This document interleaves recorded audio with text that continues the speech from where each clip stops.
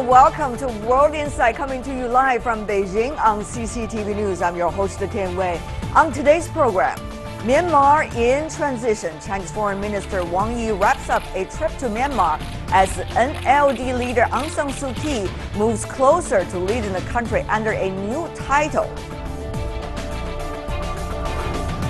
And sanctions on the DPRK. 1 week after the Global Nuclear Security Summit, China has announced an embargo that aims to curb the country's nuclear ambitions. Will the measures work?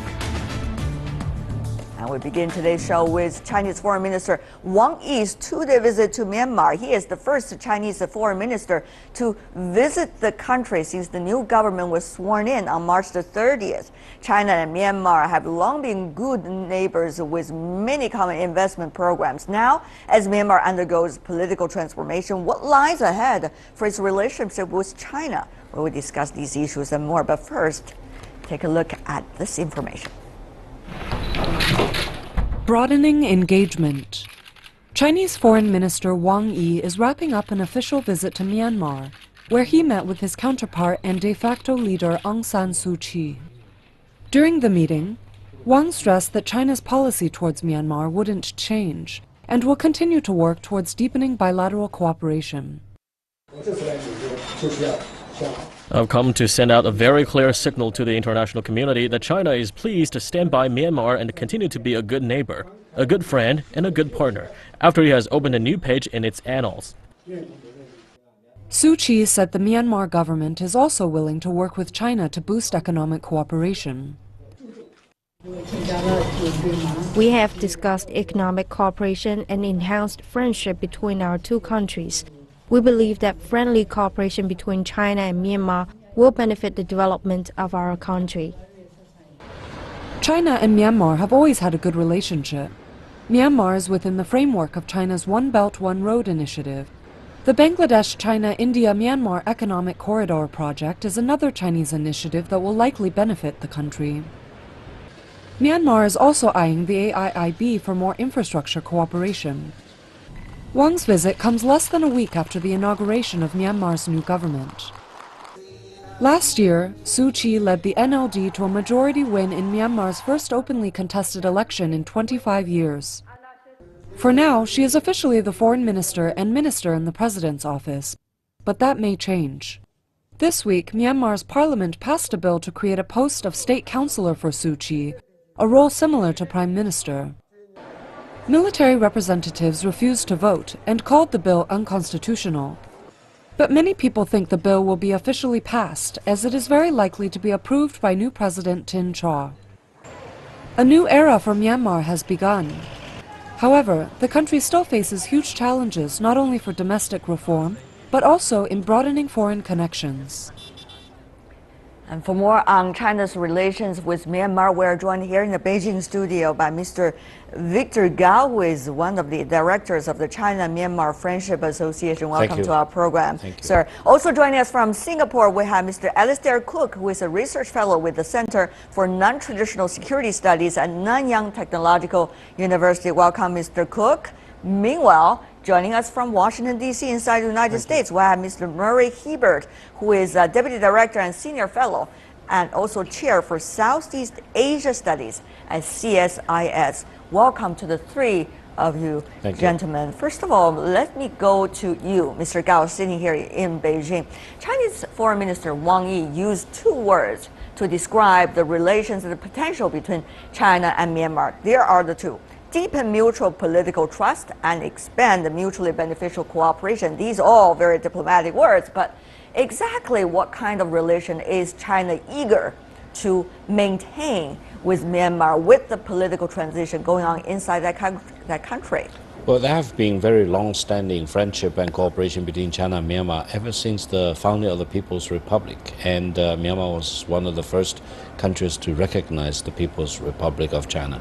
And for several decades, when the Western countries imposed the sanctions against Myanmar, China-Myanmar relations were very close, and China was the major provider. But that was under the military rule. But now, of course, political changes happen in that Definitely. Aung San Suu Kyi herself visited China and Beijing in May 2015 and was met with President Xi Jinping, and now she is apparently the paramount leader in Myanmar. And I think Foreign Minister Wang Yi's visit and his meeting with Aung San Suu Kyi symbolized the close relationship between China and Myanmar, and this relationship of cooperation and mutual trust will be expected to further expand in the coming months and years. How much mutual trust, really, Mr. Hebert, coming from the U.S., your perspective, does it exist between China and also the Aung San Suu Kyi and her party?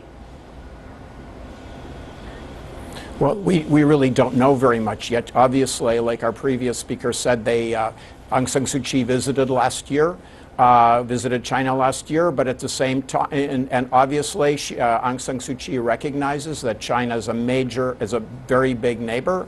It's played a major role in trade and investment, but there have been a few strains along the way. For example, the Niston Dam in Kachin State on China's border, that the previous president, after getting massive protests, including from Aung San Suu Kyi, suspended the project. So there are certainly, she will try to have good relations, but there obviously are some issues that will need to be resolved. Mr. Cook, having heard from the other two gentlemen, what does it really mean when you have a political figure also in transition herself in a country? Will her positions change? How is it likely the current political position she is in, particularly as the paramount leader of the country, going to shape her views with China?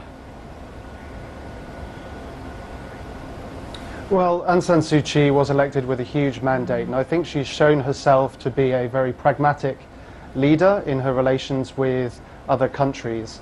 And indeed, we will see the same with China. China has the longest border with Myanmar. It plays a very strategic and important role for Myanmar, and it will continue to play that role as they go forward. But as the previous speakers have pointed out, that there are some really significant underlying tensions. We mentioned the Myanmar Dam project, which was suspended, and there really needs to be a resetting of relations that takes into account a greater voice for the local populations and those that are affected in Myanmar by some of these controversial projects.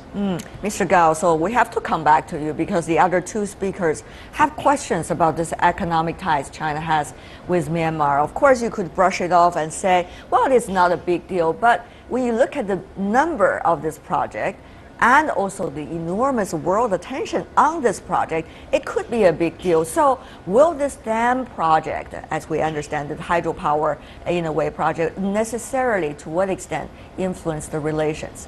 First of all, philosophically speaking, Myanmar is in a stage where power generation is of crucial importance.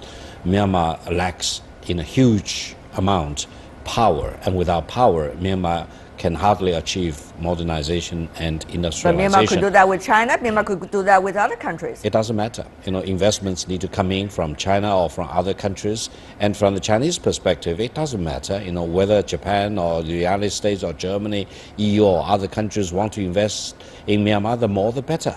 I think Myanmar should open up its arm and welcome investments from all countries. By the end of the day, the litmus test is which country has more money to invest in Myanmar after all. I don't think, the United States will be ready to invest huge amount of money into Myanmar. But Japan the United could States be. simply What does not have that much China? of money. I mean, after all, Myanmar is one of China's closest neighbor. Of course, economic and trade ties could be a big benefit for the two countries' stability. But if others are interested, what would that mean for China? Will China go, as they suspect, one extra mile in order to achieve some of these projects? I would say in the coming years and decades, Myanmar would need astronomical amount of investment to beef up its infrastructure in order to achieve modernization and industrialization. And from the Chinese perspective, really, we want to be very much open-minded, and we want to encourage Myanmar to accept more assistance and investments from all the other countries. The more, the better. The more, the merrier. Well, Mr. Hebert, what does it mean? I mean, when you have a country in a political transition, how will this, could be describing as cast a shadow, or it could be described as set a precondition for its future choices when it comes to economic and trade ties with countries, whether neighbor or coming from afar? Well, I think, like our previous speaker said, Mr. Gao said, Myanmar is going to look for aid for infrastructure development and many other sectors from wherever it can get them. So it is very open to aid from China, from Japan, from European countries. That's for sure. And I think we should not look to Myanmar to pivot one direction or the other. Aung San Suu Kyi has made it very clear in her style as the opposition leader when she traveled overseas. She went to China, she went to Europe, she came to the United States, she visited Thailand, Singapore, etc., that she really wanted to have the country balance its ties. Now, one of the issues raised by the previous speaker, the Mystone Dam, really was only intended to send electricity to China and was going to have significant environmental impact on Kachin State, and that was one of the reasons it was opposed by the private sector, by civil society. I think one thing that China will have to do is make sure that the projects it proposes do benefit Myanmar and respect the environment. Mr. Gao, respond, please. No, I don't think that's the truth on the ground. I think the dam, after generating power, can supply power in any direction. You know, if Myanmar does not have a capacity to absorb all that amount of power generated by the Mystone power station, then it can supply back to China. But the aim is to generate power in Myanmar to supply to the local market. And I would say some of the NGOs probably got the whole thing wrong and turned it upside down. Myanmar is in dire need of power. That's the reality. All countries, all the investments should help Myanmar to generate more power. And hydropower is clean and is environmentally friendly and should be more encouraged rather than blocked by any NGOs. I can see you are very enthusiastic about all of these energy and power projects that are going on in Myanmar, but let me switch the topic a little bit further to talk about the Kachin State and the Shan State. Mr. Cook, we understand these two states could be described as experiencing some challenges, to say the least. There are, of course, economic and trade projects going on there, but there are also a lot of conflicts between the military earlier and also the so-called opposition organization of Kachin State, for example. So what does political stability in those two states necessarily mean when it comes to the future Myanmar leader? Now you've already got a president and probably a prime minister as well, for their political choices about what to do and what not to do in those two states. Well, I don't think we can divorce economic choices from political stability and That's transition. Right. So we need to look at this within a broader context of those economic developments and whether they are going hand in hand with the political transformation that Myanmar is embarking upon. So when we look at the Mystone Dam project, we've got to look at the whole environment in which these investments are taking place. And certainly as Myanmar moves towards more democracy, we are seeing that there is going to be a need for issues over transparency. What are the impacts on the environment? These questions people want answered. So in order for there to be sustainable development within Myanmar, these are questions that people are asking. And whether on the point of whether Myanmar is pro-China, pro-US or whatever, if you talk to people in Myanmar, they'll always say they're pro-Myanmar.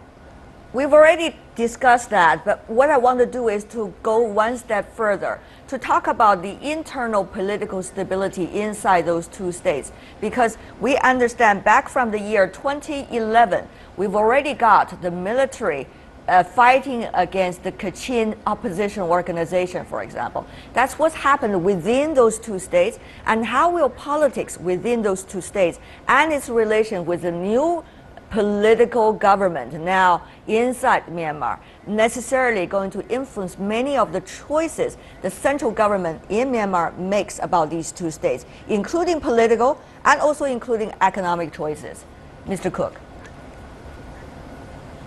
Sure, so this is part of the national reconciliation process. So as that moves forward, that's going to have to be restarted. What we've seen is a stalling of that. We had the nationwide ceasefire agreement, which was not comprehensive, so it's going to be back to the table of negotiating with those different armed groups. the military as well as the civilian-led government. So this will be absolutely essential for a sustainable economic climate, but political stability is tantamount to that being a success. So we have to look at engagement with those, and certainly China can play a role in supporting the peace process as it's done somewhat until this point. So it could be looking to certainly develop and support that peace process to ensure that in the long run there will be a stable Myanmar, which will increase the opportunities there. Talking about China, Cyril, I come back to you, even though we didn't have the guests talking about the role of the others, also for the stability of Myanmar. But let me ask you this, Mr. Gao. These two states has been problematic for a long time, whether it's military or when it comes to the business side, vis-a-vis its national politics.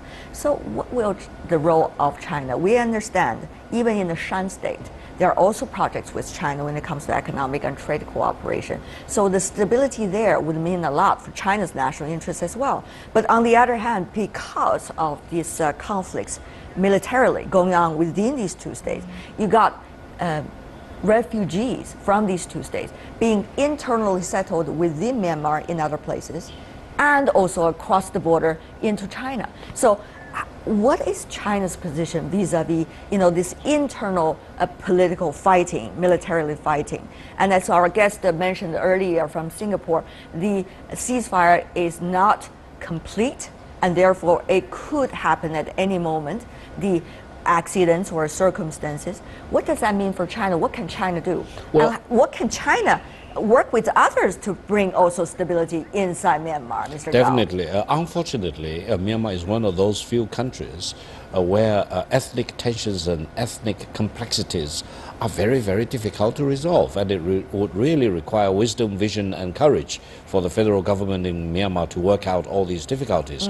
As far as China is concerned, the Chinese government is urging national reconciliation by peaceful means and urging the Myanmar government to avoid using military means to solve the ethnic situations, especially in regions bordering with China, because ethnic minorities in Myanmar tend to flee into China, disrupting peace and stability on the Chinese side of the border whenever armed conflicts occur inside Myanmar. That's the bottom line that Chinese government wants the new Myanmar government to stick to. But that has a lot to do with the national politics going on in Myanmar. Of Absolutely. course, that point, let me go back to you, Mr. Hebert, coming from the U.S.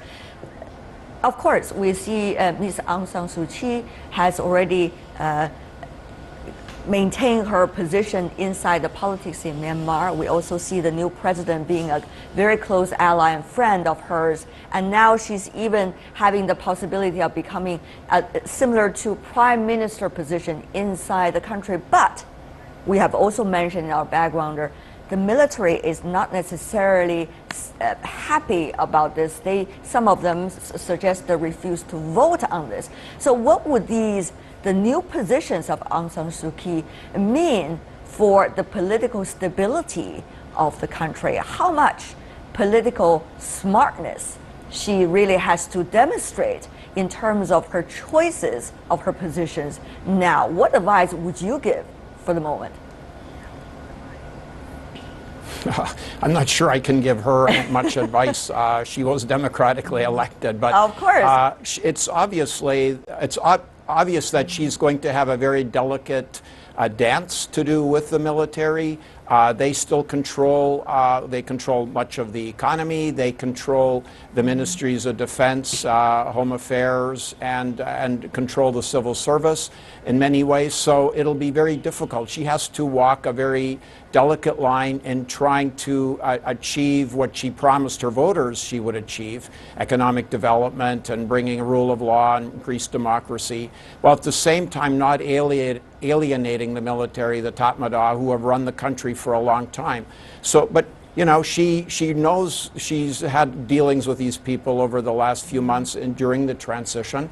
And, we just have to wish her all the best. But it's clear that she can't move too quickly or she will alienate them, and then we could have some big tensions emerge.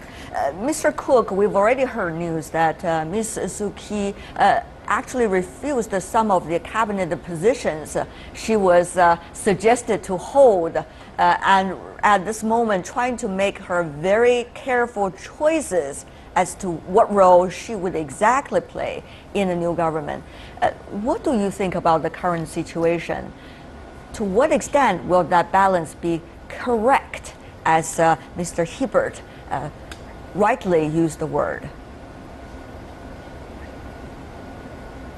Well, I think the position that we're seeing now of State Councillor is one that's gone through negotiation. It's tried to look within the framework of the Constitution if there's space for it, to create a position which will be of use for Aung San Suu Kyi's position.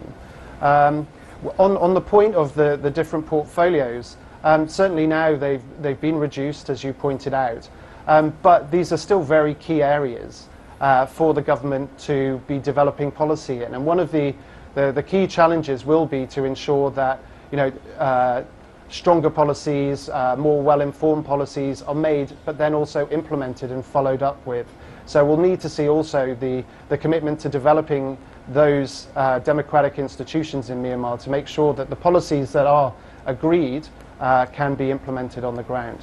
Of course, the plan is the plan. When it comes to the implementation of the plan, it could be another story. Mr. Gao, observing from China, what kind of political situation do you think Ms. Suu Kyi is facing at the moment? Given your knowledge about the country's political history, how is it likely that she is going to amend her relations with the military, and will the latter necessarily going to do the same? I think Aung San Suu Kyi and her new government and her ruling party are faced with three major challenges. Economically speaking, the honeymoon may be very short, so she needs to deliver on the economic front. She needs to make the people comfortable that the prospect of economic growth is there for people to share the upside of the economic growth.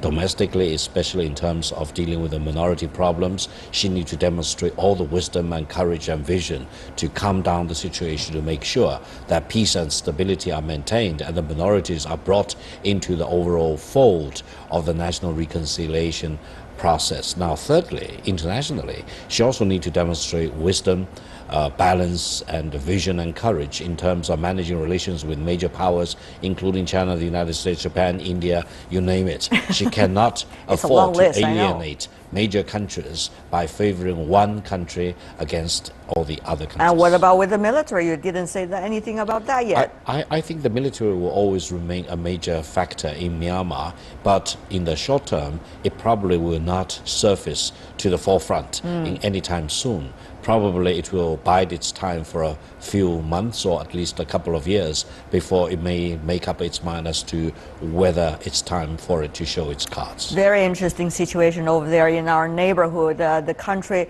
of Myanmar. Of course, Ms. Aung San Suu Kyi is a political idol for many people around the world, but when it comes to real administration and real governance, it's certainly a big test for her and her party. But we wish the country of Myanmar great luck. Indeed. Because it is certainly in our neighborhood. With that, we are coming to the end of this round of discussion. We want to express our appreciation for our three panelists, Mr. Murray Hebert, coming from the U.S., Mr. Alistair Cook, now in Singapore, and also Mr. Victor Gao here in Beijing. Gentlemen, really appreciate it. Thank you so much. Stay with us here on World Insight. We got our final segment coming right up. Embargo on the DPRK. 1 week after the Global Nuclear Security Summit, China has announced the sanctions that aim to put a cap on the country's nuclear ambitions. But will they work?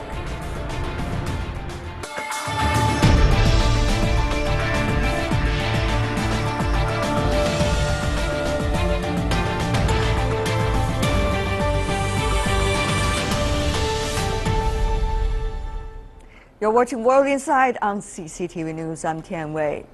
China's unprecedented embargo on the DPRK Tuesday sets harsher restrictions on trade. It shows that China will not tolerate nuclearization of the Korean Peninsula, as well as being a decisive response to the West's criticism that China has not taken steps to ensure regional peace. Analysts say China might impose stronger sanctions if Pyongyang continues to act willfully. But will the sanctions make an impact at all? Take a look at this. The toughest sanctions yet. China's Commerce Ministry has banned companies from trading some goods with the Democratic People's Republic of Korea, effective immediately. China has stopped imports of coal, iron ore, and other raw minerals, and banned all exports of aviation fuel. The bans follow a UN Security Council decision last month to sanction the DPRK for secretively launching a rocket. The sanctions aim to cut funds for Pyongyang's nuclear and ballistic missile programs.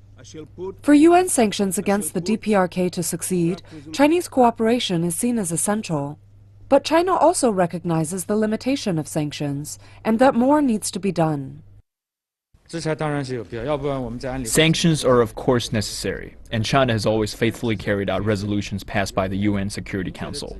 But sanctions alone won't solve the problem, and the Iranian nuclear issue is a good example. Although the Korean Peninsula nuclear issue was not on the official agenda of last week's Nuclear Security Summit, the recent flare-up of tensions in Northeast Asia in the wake of the DPRK's nuclear test and satellite launch has caused widespread concern. Chinese President Xi Jinping told his U.S. counterpart Barack Obama that his country is adamant on achieving the denuclearization of the Korean Peninsula, on safeguarding peace and stability, and on solving relevant issues through dialogue and negotiation. Our two countries have some disputes and disagreements in some areas.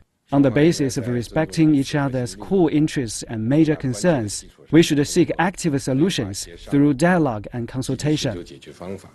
Since the 1980s, the DPRK has worked on launching satellites by rocket. The country conducted its fourth nuclear test in January and launched a long-range rocket in February. These tests have been greeted by global condemnation. Washington and Seoul have installed a missile defense system called THAAD in South Korea. But China thinks the THAAD radar system extends far beyond the DPRK's borders, into China, and therefore poses a security issue for China. Whether the embargo will hasten Pyongyang's return to the negotiating table remains unclear, as the results of the sanctions will not be immediate. For more on China DPRK ties and China's recent sanction list against the DPRK, we're joined here in the Beijing studio. Mr. Yang Xu, welcome back, a senior fellow at the China Institute of International Studies. And here I really want to tell our audience what Mr. Yang did back in the year 2004 and 5. He's in fact served as the founding director of the Office on Korean Peninsula Issues in the Chinese Foreign Ministry more than 10 years ago. So it's going to be shared, that experience, with us today. And also Mr. Jim Walsh, who is the director of the Security Studies program at the Massachusetts Institute of Technology inside the United States. Welcome to both of you. First of all, of course, I would like to ask you, Mr. Yang, because China just recently made public this list of embargoes against the DPRK. Many really wonder why 1 month after the DPRK tested the latest round that China made such public statement. Well, the latest announcement or list, we call it as a blacklist. The blacklist was made, you mentioned, one month later, because after the 2270 resolution, the Chinese-related governmental agencies need to study thoroughly to scope what kind of items should be put into the sanction regime, and then make a result. So the announcement of the blacklist is the results of products stemming from the 2017 resolution that really reflects Chinese governmental serious attitudes and commitment to the implementing the resolution. Having said that, though, Mr. Walsh, we understand there are certain concerns from the international community, particularly from Washington, suggesting that, well, the Chinese list, that black list, only suggests about the so-called military and nuclear-related materials. However, sometimes certain materials could be by-use in a way, both military and also for daily consumptions. So is that blacklist coming from China as satisfying to the others, will any blacklist coming from China about DPRK in any way satisfying to anyone? Well, it's a good question. I think most of my colleagues, U.S., elsewhere in the region, are probably a little skeptical about whether China would shut off coal and iron ore imports, because that would have, if done broadly, would have a crippling impact on North Korea. And China doesn't want to have a failed state on its border, let alone a nuclear failed state. So I think most people are skeptical about how broadly this will be enforced. Remember, there is this sort of big loophole that you just referred to, which is, you know, exports or revenue that goes to the people for humanitarian purposes, daily living, that's fine. It's the revenue that goes to the WMD programs that you're supposed to stop. But if you have a lump of coal in your hand, how are you able to tell whether the sale of that lump of coal is going for the people or going for a missile program? And therefore, in any case, it's a centralized economy. But as a result of what you just said, this piece of coal, would the opinion coming from Washington is to ban all the coal exports to DPRK, no matter whether the people there have to experience winter or not? I think that's the best question I've been asked about this in the last several months, because certainly some of the things that Ambassador Powers said in the UN around this resolution, the two different statements connected together would at least suggest that as a possibility. She said, we have to shut down coal and iron ore sales because it helps the missile programs. And then she sort of went on to suggest that because it's the DPRK and it's a centralized economy, everything ends up in the same place anywhere. That would seem to imply more broad sanctions, but I can't believe anyone is going to go along with sanctions that would have the impact of possibly tipping North Korea over, from a fragile state to a failed state or failing state. So I just remain fundamentally skeptical that people are going to do that. Yes, well, you are, Mr. Walsh, remain skeptical about that, but many have been always skeptical about China's determination or China's intention or China's eventual implementation of all of this blacklist, Mr. Yang. So do you think from China and Beijing's perspective, do you need to explain? Or actually the sanctions it's the sanction itself, no matter what people think? Well, I think China always is quite unfair, it seems to me, especially from my past experience as a diplomat. China is also be treated as an unfair situation. In the last resolution in 2013, there was some similar spectacle against China about China's determination, China's sincerity to implement the resolution. But the fact was and is, China at that time, you just now you said the Commerce of China issued a blacklist. The 3 years ago, the several governmental agencies did similar things, quite a long list, blacklist, including more than 900 items, dual-used goods, ban all of them from exporting to North Korea. Right. And the implementation, the record of implementation was good. And you can look at the records through the statistics from the custom, from many other resources. Okay, well, here's the thing, Mr. Yang.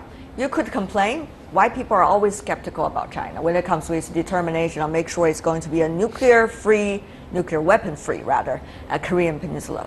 But there are international media reports suggesting on the border between China and the DPRK, enormous amount of, as they say, smuggling going on. And therefore, all of these materials and the blacklist that may not necessarily work because you got goods going on anyway. So on the one hand, of course, people have their version of the story. But from the other perspective, what has China done? And how is China going to face up to these kind of criticism? Well, firstly, the amount of the normal trade relating to such goods and the amount of the smuggling or barter trade is quite different, very big in the normal trade. Regarding to the barter trade along the boundary area, it's quite a small amount. So even with the continuation of the smuggling, the major part of the trade has been stopped. Of course, that's the official source. And then number two, China has strengthened the enforcement of cracking down the smuggling activities along the border areas. Even some foreign reporters said during the Dandong, that is the border the city bordering the DPRK from China, the sudden decrease of the transportation between the two sides. That's one of the reflection of China's implementation, China's determination on the sanction resolution. Having said that, we make clear what China's positions are and how is China going to face those criticisms. Let's go to the other side of the story. Have many other parties also been acting responsible, at least as they claim to be? Mr. Walsh, of course you are not representing the U.S. government, but here we're having an intellectual debate, which is, well, China was suggesting for the last few months, and also after China signed on to the embargo against the DPRK 2270 Security Council resolution, China said it very clear, it has to be dual track. On the one hand, sanctions. On the other hand, has to be negotiations, has to be real effort for discussion. And even, Mr. Walsh, interesting news coming from DPRK yesterday suggesting DPRK fueling is extremely important for negotiations. So has Washington and some of the others receive this message? If they receive this message, should they jump on it? What kind of actions should they have at this moment if they really want it to be dual track? Yeah, well, I agree that you have to have negotiations. Sanctions by themselves are not going to resolve this.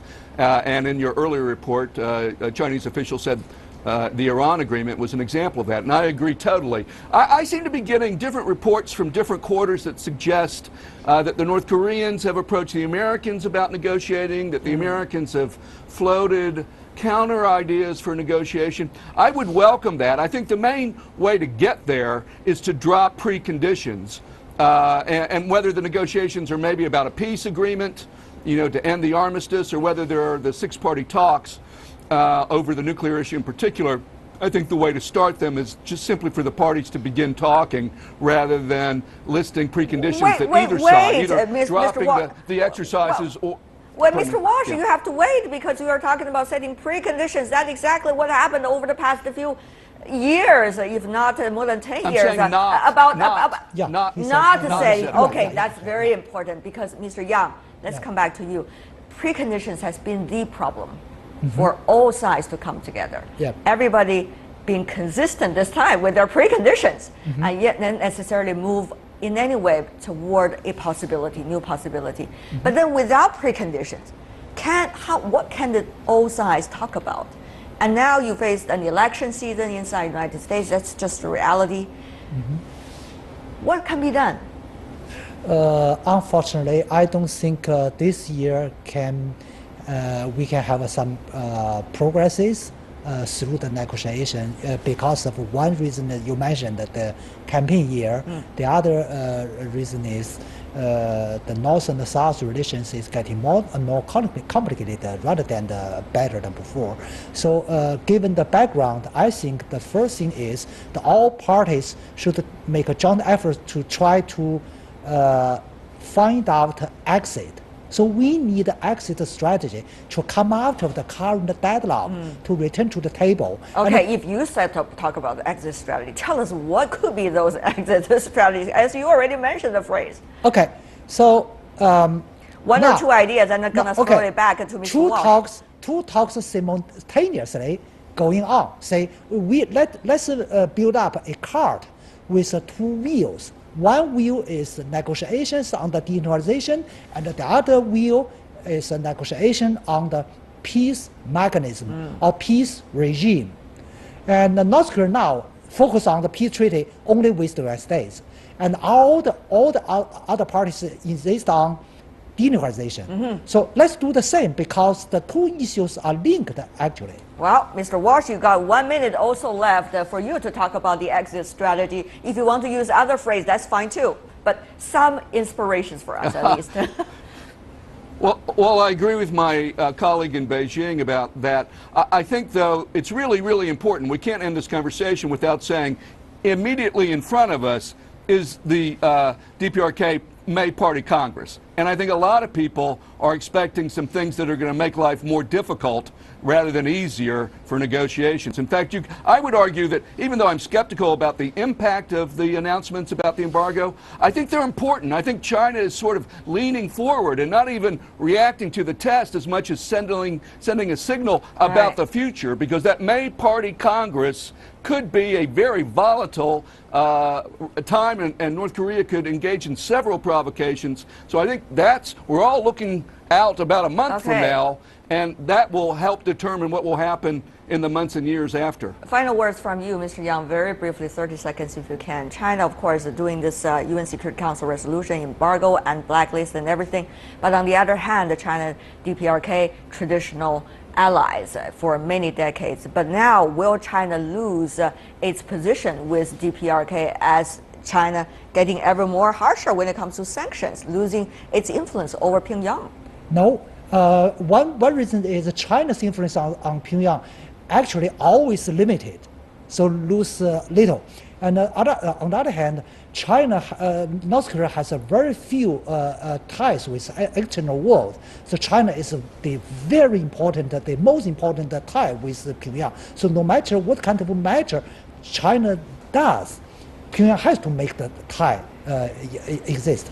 It's a deadlock, and yet it's an ever-evolving picture we are talking about here when it comes to Korean Peninsula. Thank you so much. Yang Xu here with us here in Beijing. Jim Walsh in Boston, the United States. Thank you. Really appreciate, gentlemen, for being with us. Thank you. Well, that is all the time we have for today. If you'd like to see more of our program, visit our website. Just type in World Insight CCTV News into your search engine. You'll be able to find us. Or you can also check out our YouTube channel. From me, Tian Wei, and everyone at the World Insight team, thanks for watching, and tune in again tomorrow for more insights from across China and around the world. Good night.